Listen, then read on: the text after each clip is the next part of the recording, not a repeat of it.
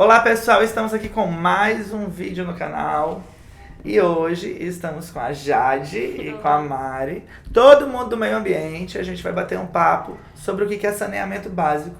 Eu adorei o tópico, porque assim, esse canal é educativo, a gente fala com professores e a ideia é de trazer uma especialista que está trabalhando na área e alguém com formação também na área e com uma formação mista, né? Geologia, meio ambiente, faz com que se torne mais ampla a discussão. Mas beleza, a gente tem que definir o que é saneamento básico. Na verdade, o saneamento básico é um conjunto de atividades, né, que vão promover a saúde e o bem-estar da população, na cidade, no estado, enfim. Aí, para isso, temos atividades como coleta de lixo, limpeza urbana, sistema de coleta, tratamento e distribuição de água, tem sistemas de esgoto, tem drenagem de água, da chuva. São esses tipos de coisas assim básicas para uma cidade desenvolver com... Eu lembro que quando eu paguei a disciplina de saneamento em ecologia, eu fiquei surpresa, porque na minha cabeça saneamento básico era só esgoto, as coisas do tipo. E aí você vê que não, que é algo muito maior, que envolve a drenagem de água, envolve o tratamento do lixo. É muito, muito mais macro. E importante, na verdade, né? Bem para uma cidade funcionar de modo ok, as pessoas terem mínimo de saúde. É verdade. E quando a gente pensa, então, que existe toda essa diversidade, quem são os responsáveis por esses investimentos, por fazer a fiscalização desses materiais?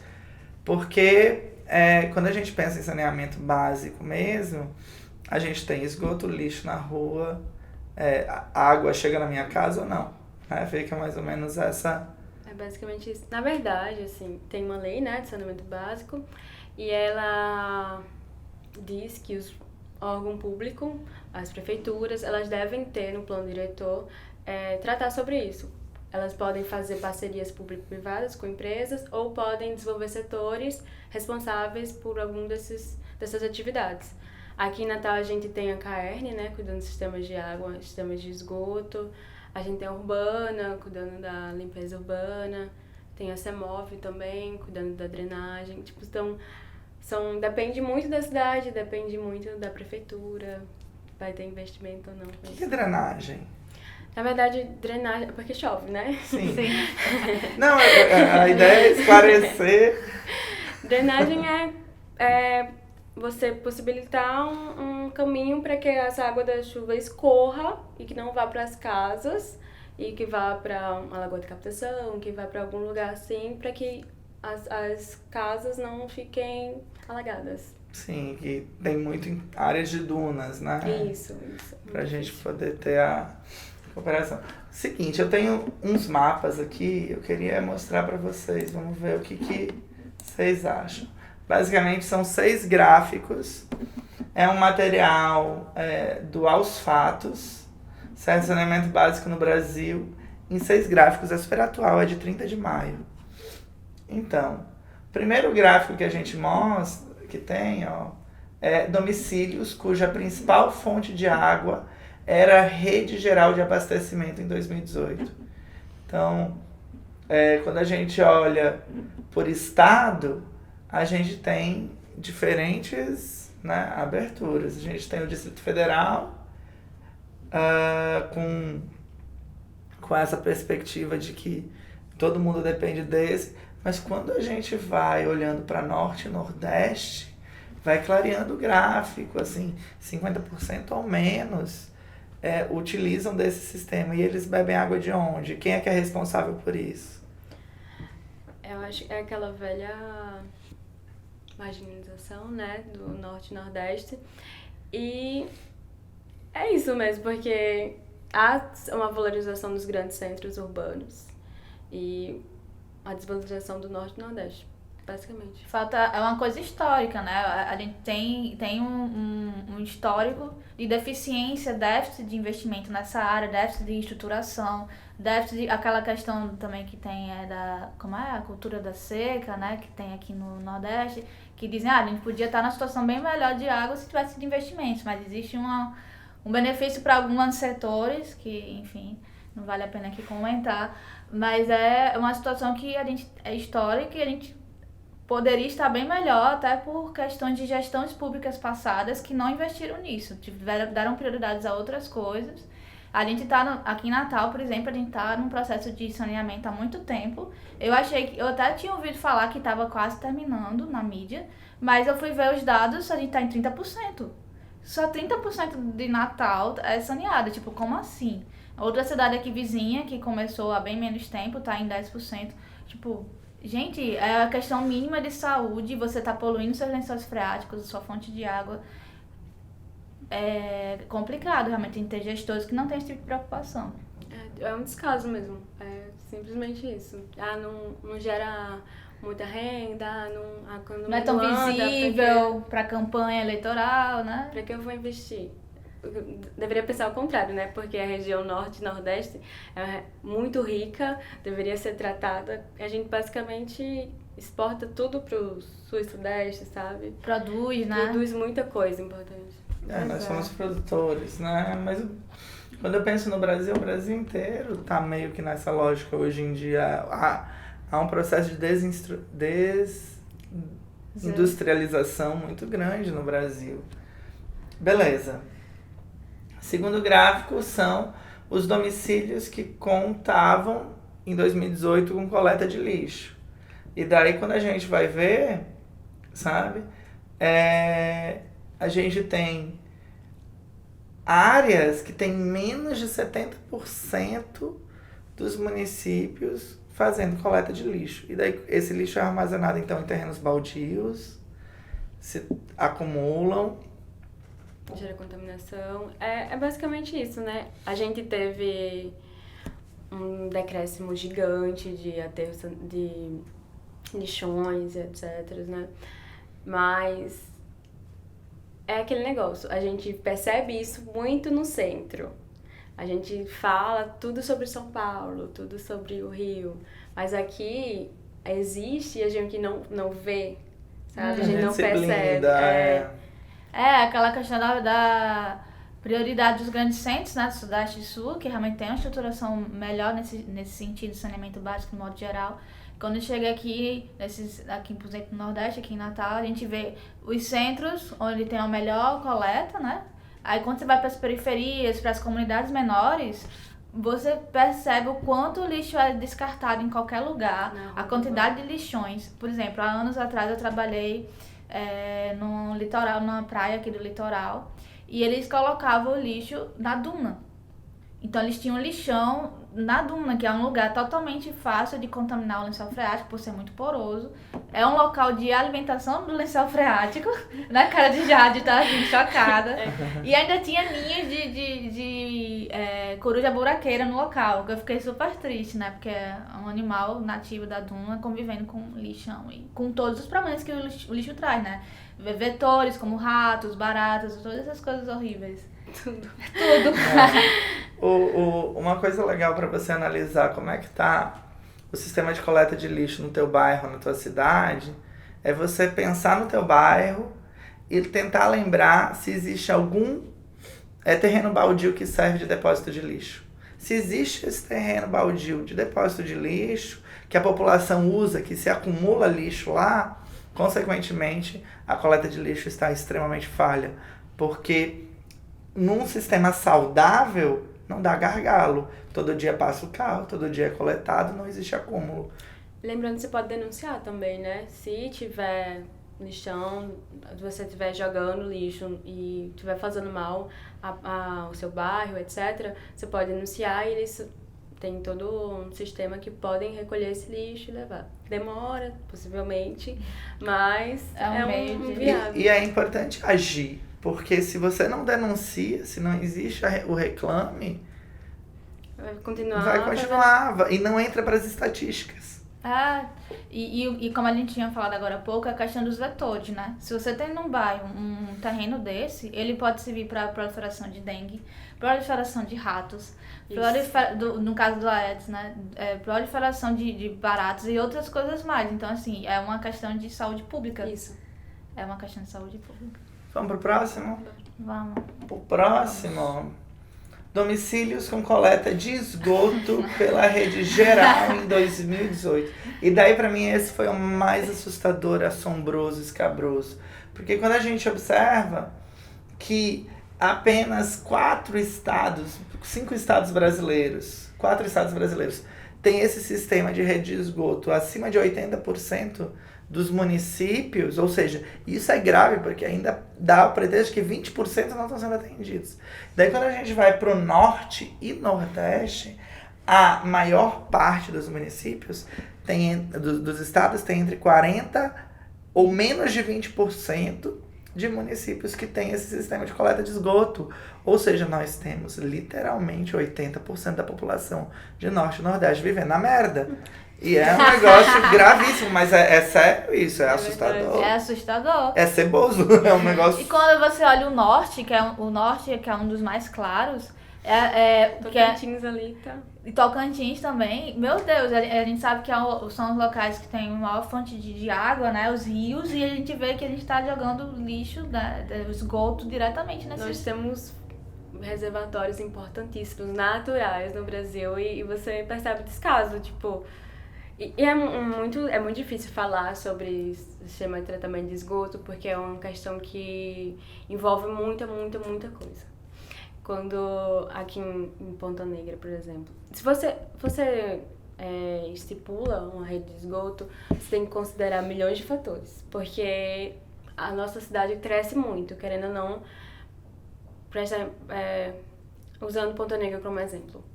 Uns 20 anos atrás, Ponta Negra é completamente diferente, Morro do Caraca era completamente diferente, sabe?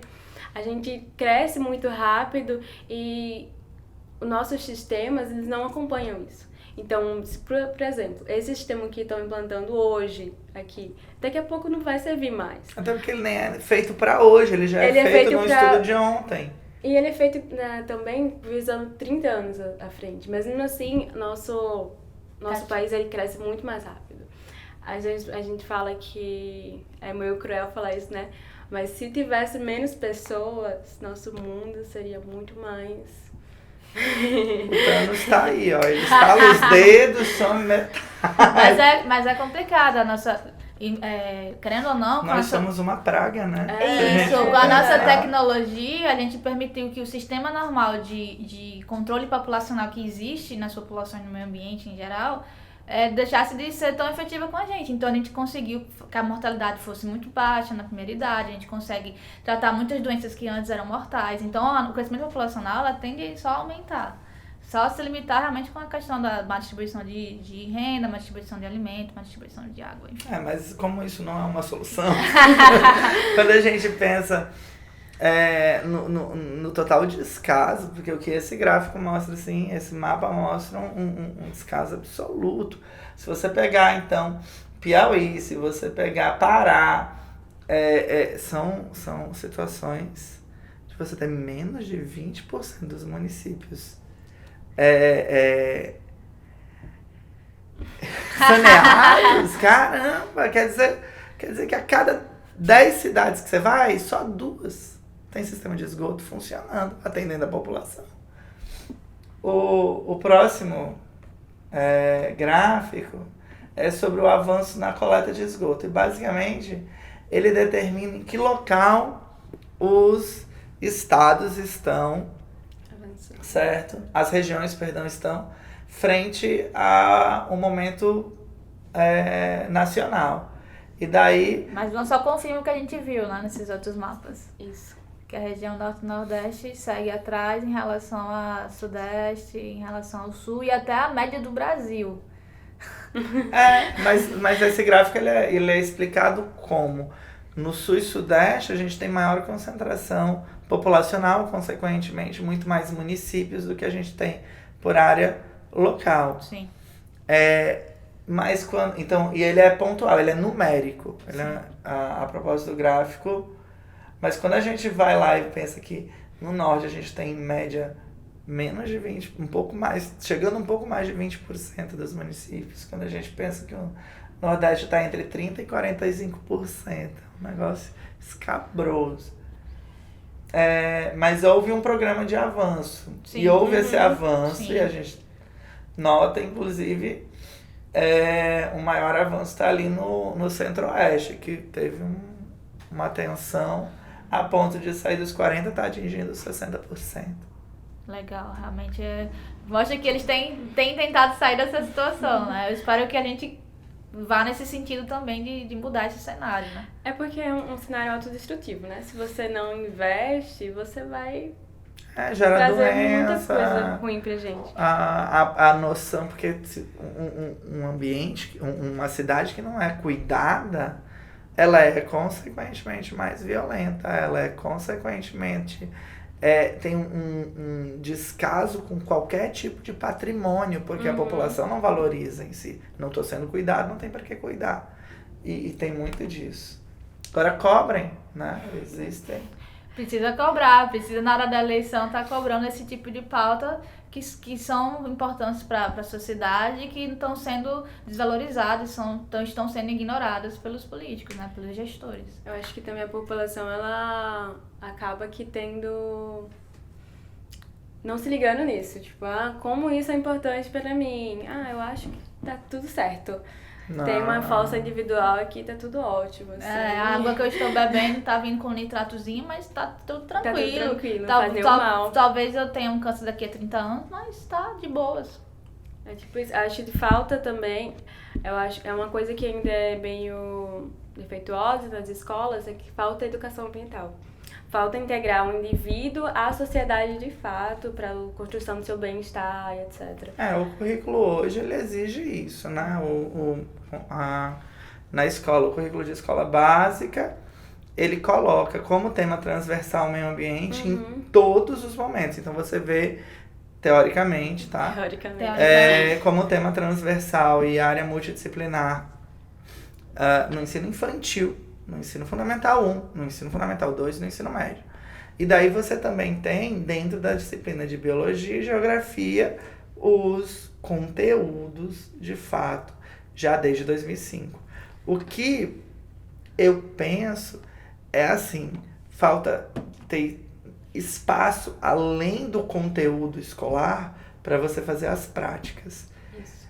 E também, graças a Deus que tem isso desde 2005, porque eu acho o fato da gente estar aqui e ter alguém que pesquisa esse termo, nossa audiência em geral é educativa, educacional, são alunos. É o fato de que teve esse despertar, porque senão a gente não estaria nem debatendo. Pois é. É muito louco. Esse gráfico é muito tenso. O que ele mostra pra gente aqui? Ele vai mostrar a taxa de internação a cada 100 mil habitantes por região e a evolução disso até 2018. E daí a gente teve uma mudança, né? Então, realmente, de 2009 para 2018, a gente teve uma evolução de saneamento muito significativa e diminuíram as doenças. Isso é uma coisa que a população não sabe, mas houve um papel de governança aí que atendeu a isso. No entanto, tristemente, pra gente que é do Nordeste, o Nordeste foi pro último. A gente é o local hoje que tem mais internações a cada 100 mil habitantes de todas as regiões. O Norte, né, em 2009, 2010, 2011, 2012... Era o grande absoluto 13, campeão. ele era o campeão, né, de internações. E agora a gente ocupou o espaço dele, né, e tá lá... Desde 2016. É o da ponta, né? E, assim, de modo geral, diminuiu o número de internações nos estados, principalmente nos que tem mais índice, né, o Norte e o Nordeste. Mas a gente, atualmente, é o que lidera. Que é uma tristeza. Eu me incomodo muito, sabe? Eu me incomodo demais. Porque, assim, capital humano a gente tem. Inteligência, sabe? Pessoal para fazer recursos a gente tem. E a gente é simplesmente sempre escanteado. Isso é a sensação que eu tenho. É muito ruim. Tem todo o potencial, né? Pô. E não é investido. Não investe. Desse jeito. E quando a gente vê assim que há esse fenômeno de abandono real da saúde, do cuidado, da atenção ao cidadão é preocupante, né? Porque a verdade é que existe socorro. Se você vai pro interior do Nordeste, se você vai... A gente fez uma viagem até Chapada Diamantina de carro. E tinha interior que a gente passava, que a seca era tão severa que a nossa brincadeira era contar os esqueletos. Um negócio Os animais. horrível. E lembra que a gente falava, meu Deus do céu, como é que isso pode ser a nossa brincadeira? Que a sensação Mas era. E daí tu ia... Eu dei aula em determinados locais de você ir nas casas. Assim, a 2 quilômetros tu tinha uma cidade saneada. Mas aquela comunidade rural não era saneada. E não tinha perspectiva de ser. Até hoje não é. Tipo, isso que eu trabalhei lá faz 5 anos. Então, é muito louco. Você sabe que existe, mas quando você vê, é uma coisa completamente diferente, né? Tipo, você tem noção que tem regiões que não tem acesso à água, que não tem acesso a quase nada, que é básico, mas quando você vê, é uma coisa completamente diferente. A gente vai mostrar isso. A gente tem que mostrar. Felipe trabalhou no interior aqui e que alguns alunos moravam na área rural e eles moravam em casebres, né, Felipe? E aí esses alunos estavam estudando para entrar no IF, alguns deles até conseguiram, e você vê como a educação é um dos fatores que pode fazer isso mudar. O grande fator de mudança. A gente teve 2 alunos que era uma coisa seríssima, assim, a gente teve um curso e tal, de você ir e as pessoas morarem no mesmo cômodo, 6 pessoas na área rural, fazerem cocô e xixi ali, certo? Cozinharem nesse mesmo cômodo. E daí tu olha e você vê que tua casa tem 3 banheiros e tu acha pouco às vezes e é um negócio louco, sabe? Então, aqui tá a evidência. O Will botou aí o mapa. Olha o mapa. Olha quanta gente fica doente na tua região ainda. E olha o quão grave é isso. Porque E o saneamento básico, na verdade, ele é o grande... se a gente for pensar, eu acho até que ele é a maior ferramenta de combate a doenças. Isso. Que existe. O último gráfico, gente, é o impacto da carência de saneamento básico na saúde por faixa etária. Então, mostra as faixas etárias mais atingidas. E daí vem a situação mais severa. Quando a gente pensa em 70 anos ou mais, a gente entende, e não é totalmente computado aí, porque a gente já entende que existe uma faixa etária fragilizada e que depende de outros aspectos, a profissão que tinha, o cuidado que tinha com a saúde. A renda que ele tem hoje. A renda. Mas quando a gente olha a mortalidade Infantil, e a gente entende que 25% de crianças de 0 a 4 anos que ficam doentes, que morrem, que têm problemas de saúde, é oriundo do saneamento básico. A falta de saneamento é complicado, né? E aí, cadê que a gente vê isso em época de campanha? Cadê que a gente vê isso em voga realmente para que os nossos gestores tenham isso como prioridade? Na verdade, as cidades meio que escondem, né? Você percebe que não há divulgação disso na mídia. Tipo, é muito difícil. Só quando tem um surto, aí, vamos divulgar porque isso não pode ficar acontecendo. Mas você não vê isso na mídia. Você não vê... Concordo. Na TV aberta. Mas você quer ver um exemplo claro de pedido de socorro do Estado porque não há saneamento? Aedes aegypti. Então, se tu for pensar que tua cidade está tendo um surto de dengue, quando falam surto de dengue, eles estão falando assim, essa cidade não é saneada, não é tratada, não é cuidada. É porque Porque para você ter um surto de dengue quer dizer o quê? Que tá tendo acúmulo, tem terreno baldio, tem lixo. Você quer ver uma conversa absurda? É quando você vai nos bairros ou interiores que tem as estações, as piscinas, não, as lagoas de captação. E as lagoas de captação estão abandonadas, paradas, e desses bairros estão sofrendo surtos de Aedes aegypti por causa da lagoa de captação, meu irmão. Total abandono, né? Que isso? Surreal. Uma coisa que era pra ser boa acaba sendo ruim também, né? Tipo... É um negócio. eu quero mostrar mais um texto para vocês, que eu queria entender, porque realmente nesse caso, ele é agora de junho, certo? Semana passada. Senado aprova novo marco regulatório de saneamento básico. E, basicamente, é um texto falando que o Senado aprovou esse marco regulatório e que existem novas metas que se pretende atingir. O que tem nesse marco? Vocês sabem? Eu sei que ele regulamenta a questão você ter que fazer a licitação, né? As empresas têm que se predispor a fazer o tratamento na cidade, e aí através da seleção você vai conseguir isso. Além da questão das metas, né? Então, assim, eu acho que ele é importante, mas eu espero que através dele, o fato de estar colocando saneamento em pauta mais uma vez, coloque isso como maior evidência nas cidades, né? Porque a gente sabe que muitas vezes o saneamento ele é feito de modo muito vagaroso, muito dispendioso, né? Superfaturado e às vezes até de modo inadequado, né? Então, às vezes as estruturas você vê, aqui está saneado, mas aí você vê que a galera transborda ou não é suficiente a questão, como você falou, de você se planejar para X e às vezes o crescimento populacional é Y. E tal. Então, eu acho que ele é importante por estar colocando esse tema em voga, por estar regulamentando o modo como as empresas estão sendo contratadas para essa coisa, para o modo de regularizar melhor como uma coisa é executada, né? E colocando em pauta o saneamento, porque...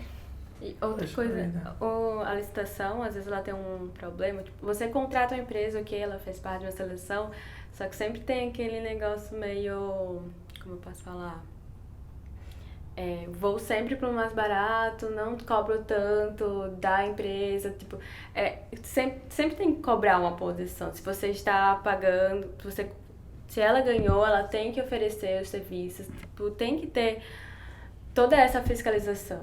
Eu não sei se a gente pode ter acesso a todo esse processo, se para cobrar, tipo, se isso é realmente, como é assim, divulgado.